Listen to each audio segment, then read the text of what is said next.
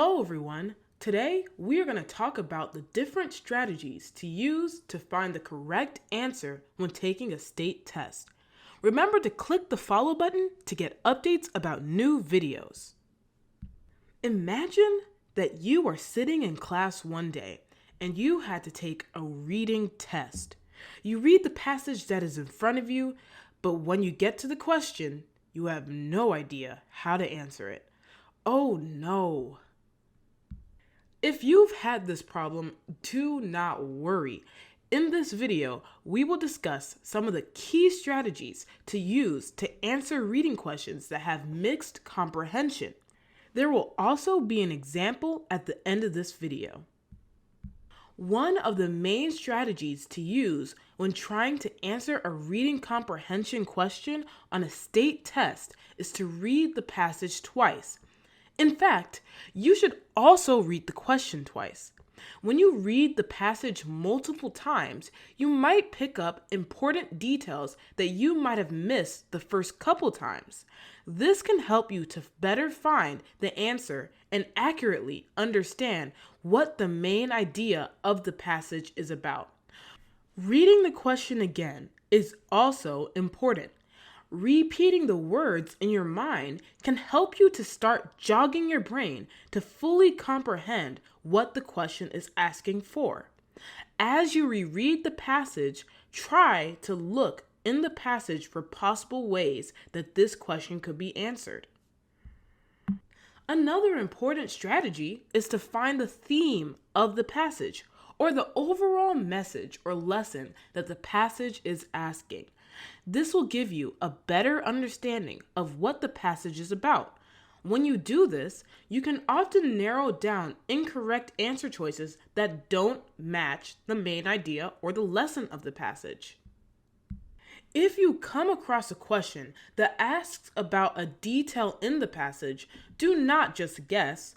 Always go back to the passage and try to find the detail that was mentioned in the question. Carefully reread to make sure that this is the correct detail that the question is asking you about. When you choose your answer from the answer choices, think about why you chose it. Make sure your answer makes sense. For questions that have to do with vocabulary, like when a question asks what a specific word in the passage means, go back into the passage and look for context clues. This means to gather the main idea of the sentence in which the word is in and try to piece together from there what that word means. If just one sentence isn't quite enough, maybe try to look at some of the sentences surrounding that word as well and use the context to figure out what the word means. What if you come across a question that asks about character analysis? If a question asks about a person's character, look back into the passage and try to find the character traits that best describe that character. Is the character kind? Are they confident? Or are they greedy? When you find some character's traits, use your knowledge to answer the question to the best of your ability. Now it's time for us to try an example. This example comes from a product by Literacy and Math Ideas titled Full School Year Practice, Common Core Reading, Grade 3, IAR, SBAC, STAAR, MAP. The link to the full product can be found in the description of this video. This passage has two questions. We will reread the passage and answer both of the questions. Let's begin. When the word desert comes to your mind, what do you think of? Do you imagine a place that is hot and has sand? This is only partly true. A desert is a place that gets very little precipitation. Precipitation is another name for rain, snow, sleet, or hail that falls to the ground. So, even a cold place on Earth can actually be a desert. There are many different types of deserts. Some have large areas of sand, while others may have stones. Some deserts have freezing temperatures and others are hot. Before we start answering the questions, if you are having trouble understanding the passage or gaining the main idea, pause the video and give the passage another read. Let's look at the first question. What does precipitation mean?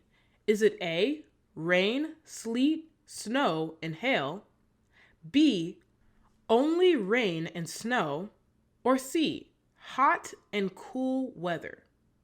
Pause the video and answer with your class. We've seen the word precipitation in the passage before, but now we have to figure out what it means. Let's use our strategy of using context clues in the passage to find our answer. We can see that the word precipitation is used for the first time in this sentence. A desert is a place that gets very little precipitation.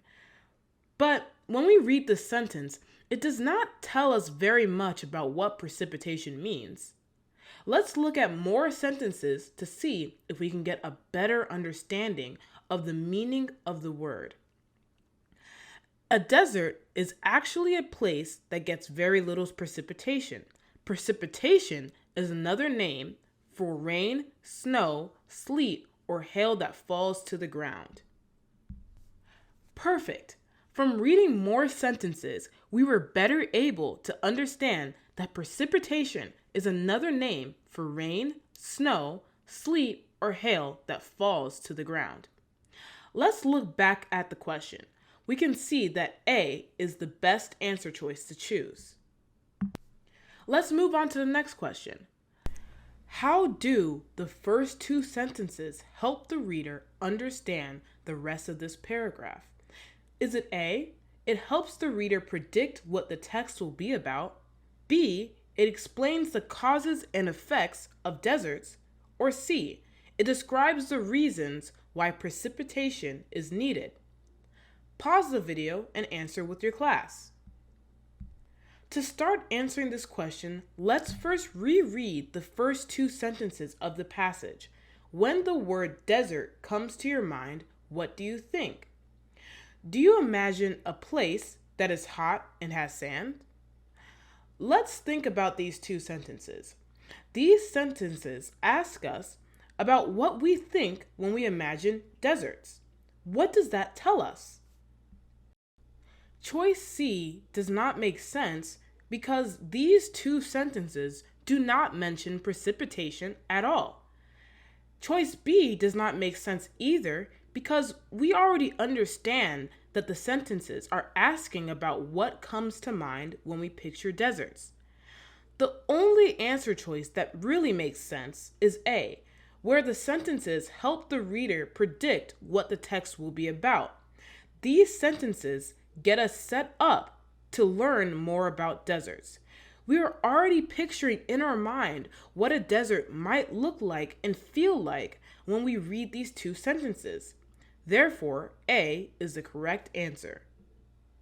For more resources like this, check out this cool product by Literacy and Math Ideas titled Full School Year Practice, Common Core Reading, Grade 3, IAR, SBAC, STAAR, MAP. The link to the full product can be found in the description of this video.